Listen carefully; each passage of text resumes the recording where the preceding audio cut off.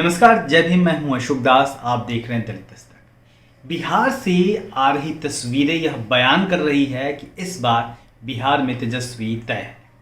चुनाव के नतीजे हालांकि 10 नवंबर को आने हैं, लेकिन सत्ता पक्ष की बेचैनी और महागठबंधन के पक्ष में बिहार वासियों की बढ़ती गोलबंदी यह बता रही है कि बिहार में इस बार बदलाव की संभावना, राजनीतिक बदलाव की संभावना काफ़ी प्रबल है।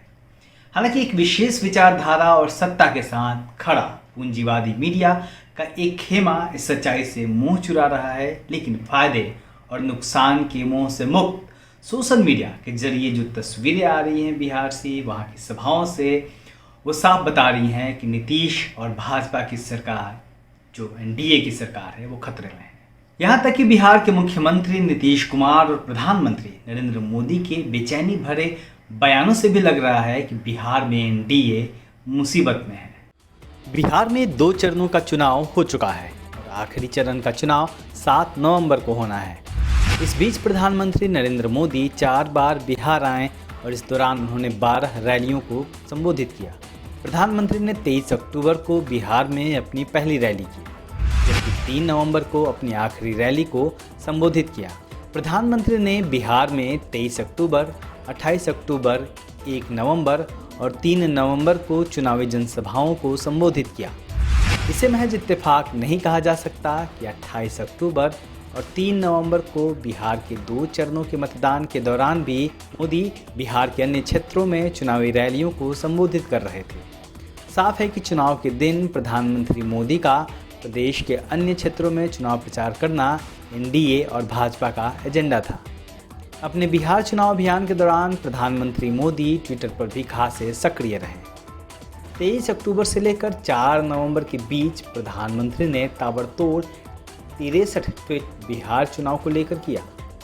इनके ट्वीट में बिहार चुनाव में पिछड़ने की बेचैनी साफ दिखी।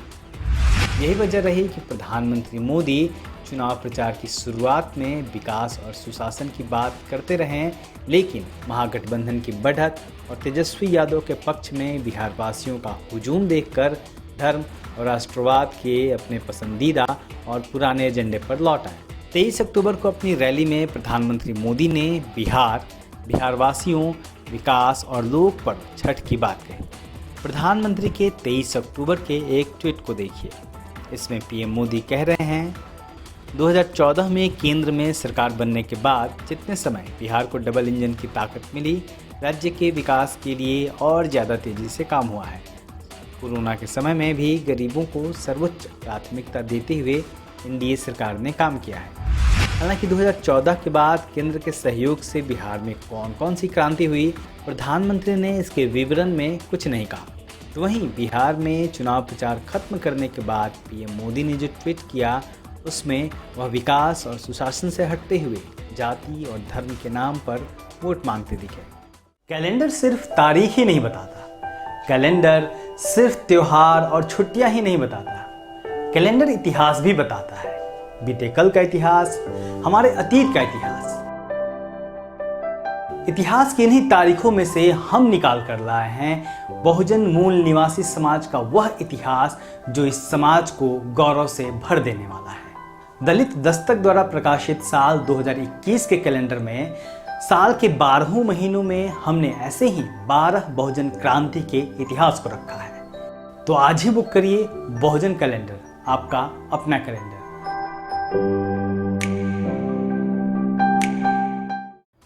3 नवंबर को बिहार में चुनाव प्रचार के आखिरी दिन प्रधानमंत्री मोदी ने जो ट्वीट किया, उसमें उन्होंने कहा, बिहार में जंगल राज लाने वालों के साथियों को भारत माता से दिक्कत है।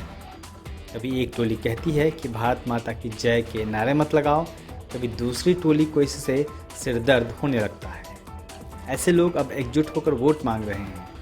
अगर इन्हें भारत माता से दिक्कत है, तो बिहार को भी इनसे दिक्कत है। तो ही इसके अगले ही दिन उन्होंने एक और ट्वीट कर बिहार के मतदाताओं से अपनी जाति की दुहाई दे डाली। बकौल पीएम मोदी, बिहार का गरीब आज अस्वस्थ है कि उनके ही जैसा गरीबी में पैदा हुआ पिछड़े समाज का उनका सेवक आज दिल्ली में काम कर रहा है और यह सुनिश्चित कर रहा है कि एक भी गरीब भूखा ना सोए। कोरोना के इस कठिन समय में उन्हें मुफ्त राशन और सहायता सुनिश्चित की जा रही है। तो वहीं 5 नवंबर की शाम को प्रधानमंत्री मोदी ने बिहार वासियों के नाम 4 पन्नों की एक चिट्ठी ट्वीट की है, जिसमें उन्होंने बिहार वासियों से तमाम वादे किए हैं। यह साफ बता रहा है कि एनडीए बिहार में डरा हुआ है। यह डर इसलिए भी है क्योंकि भले नीतीश कुमार के स्वार्थ के चलते बिहार में एनडीए की सरकार बन गई हो, पिछले विधानसभा चुनाव में भी बिहार की जनता ने महागठबंधन को ही चुना था। ऐसे में भाजपा बिहार को न जीत पाने के अपने दर्द को किसी भी हाल में इस बार भुलाना चाहती है। तो वहीं दूसरी ओर मुख्यमंत्री नीतीश कुमार ने चुनाव प्रचार के आखिरी दिन आज इमोशनल कार्ड खेलते हुए घोषणा कर दिया कि यह उनका आखिरी चुनाव होगा। यानी कि नीतीश कुमार ने बिहार के लोगों से कहीं ना कहीं सम्मानजनक विदाई की अपील कर डाली है। प्रधानमंत्री मोदी के यह दावे कितने सही हैं यह तो बिहार की जनता तय करेगी, लेकिन प्रधानमंत्री के बदलते बयानों से साफ है कि एनडीए के पास बिहार वासियों को बिहार के विकास के बारे में किए गए कामों को बताने के नाम पर कुछ खास नहीं है। वहीं दूसरी ओर देखें तो जिस राष्ट्रीय जनता दल पर यादव मुस्लिम गठबंधन की बात कही जाती रही है, यादव और मुस्लिम समाज की पार्टी होने का एक ठप्पा लगा रहता है, वह इस बार तेजस्वी यादव के नेतृत्व में इस जाति धर्म की राजनीति से तेजी से ऊपर उठता हुआ दिख रहा है और बिहार के युवाओं को नौकरी देने, रोजगार देने और जो युवा हैं, छात्र हैं, प्रतियोगी छात्र हैं, उनके लिए जो तेजस्वी यादव ने घोषणाएं की हैं उससे साफ दिख रहा है कि इन मुद्दों पे बिहार की जनता एतबार कर रही है और कहीं ना कहीं उनको लग रहा है कि अगर तेजस्वी यादव सत्ता में आते हैं तो ये तमाम चीज़ें, ये तमाम जो मुद्दे हैं जो उन्होंने रखे हैं, जो रोज़गार देने का मुद्दा है, वह एक बड़ा मुद्दा बना है और लोगों की जो प्रतिक्रियाएं आ रही हैं उसमें साफ भरोसा दिख रहा है कि लोग इस मुद्दे पे भरोसा कर रहे हैं। और इसके अलावा जो चुनाव प्रचार है भारतीय जनता पार्टी की, जनता दल यू की, और इसमें तमाम बड़े बड़े नेता निकल के आए हैं सामने। उसमें आप अगर प्रधानमंत्री मोदी के बयानों को देख लीजिए, नीतीश कुमार जो मुख्यमंत्री हैं उनके बयानों को देख लीजिए, तो इनके बयानों में जिस तरीके की घबराहट है, छटपटाहट है, बेचैनी है, वह भी इस बात पर मोहर लगाती है कि तेजस्वी यादव बिहार में सत्ता परिवर्तन कर सकते हैं। अब देखते रहिए दलित दस्तक।